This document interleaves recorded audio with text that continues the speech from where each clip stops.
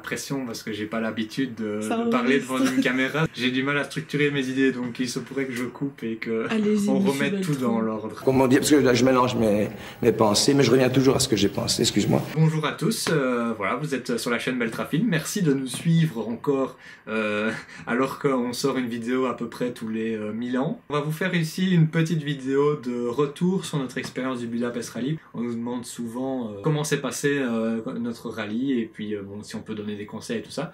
Donc on va essayer de répondre ici par vidéo, et puis si vous avez des autres questions, n'hésitez pas non plus à poster un petit commentaire. Budapest Rally, quelle était l'expérience? Eh ben, il y avait du positif et du négatif. Au niveau des inscriptions, etc., là, à ce niveau-là, il n'y a pas de souci. Le prix est très attractif, donc c'était, c'est toujours d'ailleurs 250 € par personne. Bon voilà, donc si vous êtes 3 dans une voiture, c'est 250 € x 3, c'est pas par voiture. Moi, l'avantage aussi, c'est pas limité à des équipages de 2 personnes. Et alors, il y a des suppléments pour ce qui est camping et nourriture, donc déjeuner, souper.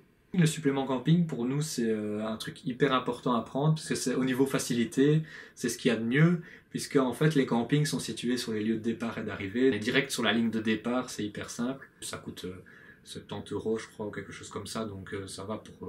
ça revient quasi à 10 € la nuit. Si on prend des hôtels, le problème c'est que pour réserver c'est compliqué parce que vu qu'on nous donne pas toutes les informations, ils gardent la surprise de l'itinéraire et tout ça. Au niveau camping, il faut pas s'attendre au grand luxe. Le plus souvent c'est des campings hyper basiques, voire même dormir dans une prairie. Je crois qu'on a dormi 2 fois dans une prairie, mais c'est genre vraiment une prairie quoi. Il y a rien, il n'y a pas d'électricité, internet, rien du tout quoi. C'est vraiment très rustique. Pour avoir plus simple, les tentes une seconde qui est chua, là c'est nickel, parce que bon, quand il faut démonter, remonter sa tente tous les soirs, c'est quand même chiant. D'ailleurs, si vous savez dormir dedans parce que vous avez un van ou quoi, ou vous avez aménagé l'arrière, ça c'est pas mal aussi.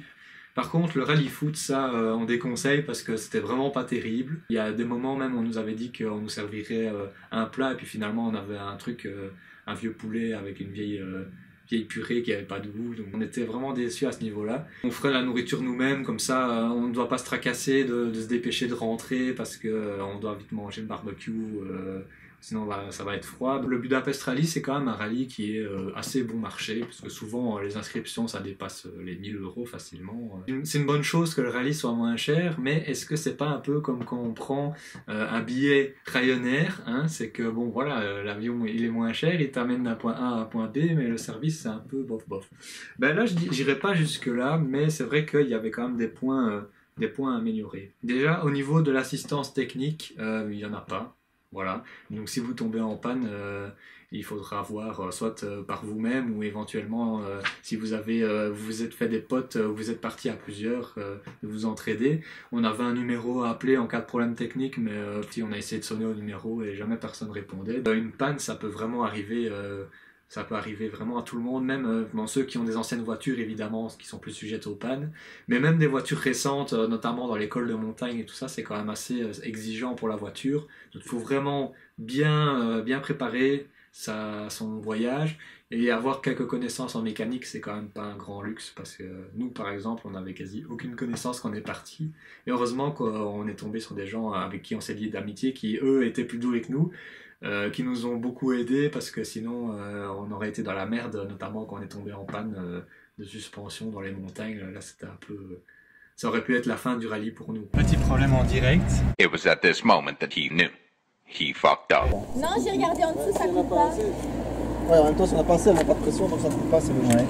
Donc le Budapest Rally, voilà comment ça se passe. Donc au premier départ, on vous remet une farde comme celle-ci, qui contient donc toutes les infos. Et avec ça, tous les jours en fait, on reçoit une feuille d'étapes. Vous avez l'adresse de l'arrivée où il y a le camping, la route la plus rapide, donc vous avez l'itinéraire, ils mettent 551 km ici, durée 6h10, et vous avez le nombre de points à gagner qui est indiqué ici. Donc vous avez les grandes étapes, les points de passage. À l'intérieur, donc vous avez une carte du style Google Maps avec un itinéraire conseillé qui est tracé. Vous avez les points de passage qui sont ici. L'itinéraire ici est purement indicatif. On passe par où on veut. Ce qui est un peu dommage aussi, c'est que pour tenir les timings, pour essayer de ne pas revenir trop tard, il faut beaucoup prendre l'autoroute. On nous avait dit à l'organisation qu'il y avait moyen de ne pas du tout prendre les autoroutes, mais ça C'est pas vrai du tout. C'est des longues distances à parcourir, donc c'est normal qu'on prenne un peu l'autoroute. Moi, je trouvais ça dommage qu'on soit, au niveau timing, ce soit si serré que des fois on aimerait bien prendre les petites routes, mais on est quand même obligé de prendre les grandes routes, les autoroutes, donc c'est quand même un peu dommage, je trouve. Mais sinon, c'est sympa. On voit vraiment des beaux paysages, surtout arriver au niveau de la Suisse et même un peu en Allemagne. Les étapes qui sont indiquées en première page, c'est souvent là où il y a des défis qui sont indiqués pour gagner des points. Ça, c'est marqué à l'arrière. Vous avez les challenges, où ils expliquent voilà, tous les challenges pour gagner par exemple 50 points, 30 points, 20 points, 10 points. Et vous avez des informations pratiques ici avec les, voilà, sur le camping, souvent les trucs à visiter. Maintenant, bon, le système de points, voilà, on a essayé nous de gagner la compétition, parce qu'on le faisait aussi un peu pour gagner. Quand nous, on l'a fait en 2019, on pouvait gagner une Trabant, donc la voiture de l'Europe de l'Est. On a fait tous les défis, les pré-challenges avant le rallye, et on a fait ceux pendant le rallye.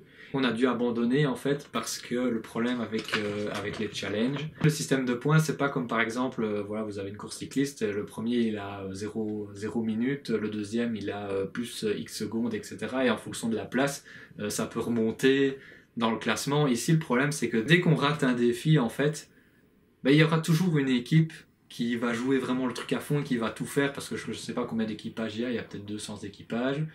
Et le problème, c'est qu'on ne sait pas rattraper des points perdus. Et donc, par exemple, nous, on a des épreuves, de temps en temps, il y en avait une qu'on ne savait pas faire, et au final, ben, on a dû abandonner parce qu'on s'est rendu compte que ça ne servait à rien. Maintenant, on peut faire quand même les défis pour le plaisir, quoi, mais en tout cas, pour la compétition...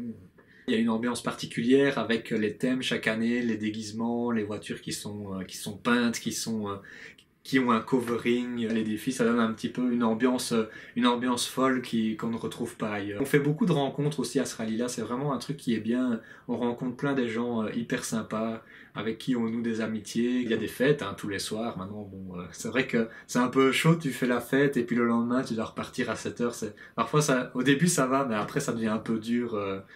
Voilà, quoi, on abrège un petit peu, mais c'est vrai que pour les fêtards, en tout cas, il y a vraiment pas mal aussi.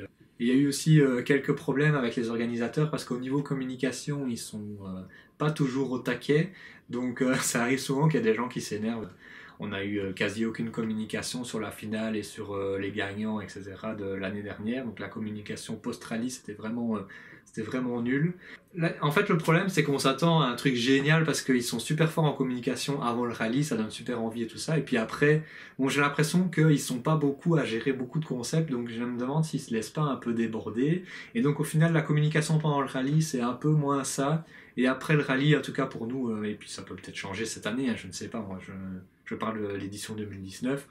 Après le rallye, c'était quasi silence radio, ça a été compliqué même pour avoir les photos et tout ça.